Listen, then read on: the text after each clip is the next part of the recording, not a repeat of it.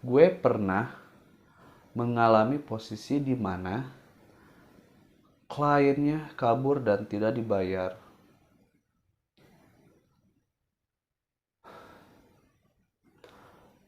Pada waktu itu, gue dapet project dari instansi. Setelah projectnya selesai, klien tersebut kabur. Dan gue pun kehilangan puluhan juta.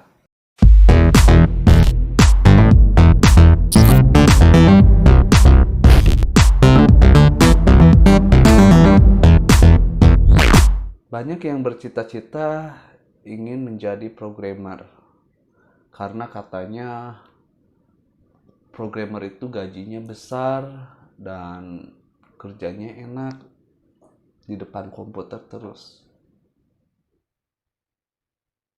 Tapi tidak semuanya programmer bergaji besar. Ada kok yang bergaji di bawah UMR, tapi itu tergantung perusahaannya. Nah, mungkin di video kali ini saya akan sharing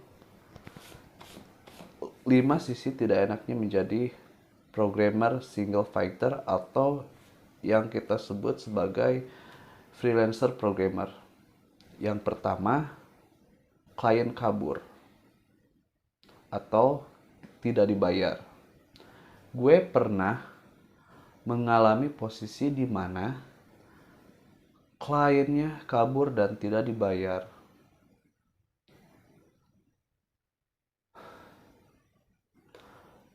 Pada waktu itu, gue dapet project dari instansi. Setelah projectnya selesai, klien tersebut kabur.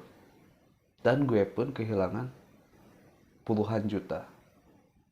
Menyedihkan, guys. Itu yang pertama. Lalu yang kedua, kita kan selalu sibuk tiada habisnya. Lu akan sibuk di kontak klien untuk hanya sekedar perbaiki bug. Mungkin lu akan memperbaiki bug di server production, apalagi jika bug tersebut sudah dideploy ke server production. Server production itu ketika web tersebut sudah bisa diakses oleh pengguna atau user lain.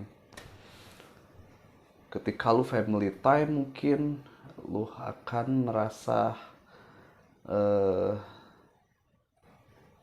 sering mungkin ketika lu tidak mengangkat teleponnya, lu akan terus-terusan di miss call dan mungkin kayak semacam di teror gitu. Mungkin itu yang kedua. Lalu yang ketiga, selalu up to date your knowledge.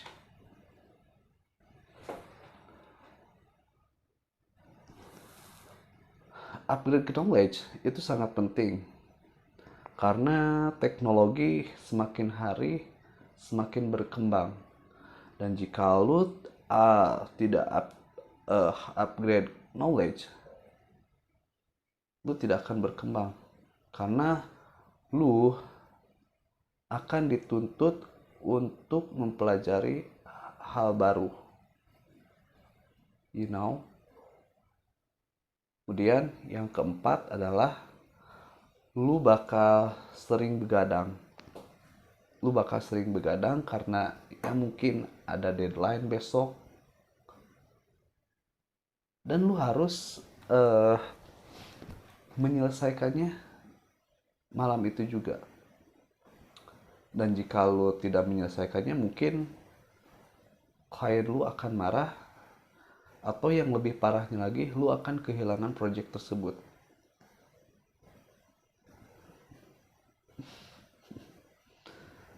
Lalu yang kelima, ketika project tidak ada dan mungkin project yang sebelumnya udah selesai dan beres gitu kan, lu dituntut harus mencari project baru atau klien baru. Ketika project sudah selesai, maka lu harus mencari project baru atau klien baru untuk demi menyambung hidup.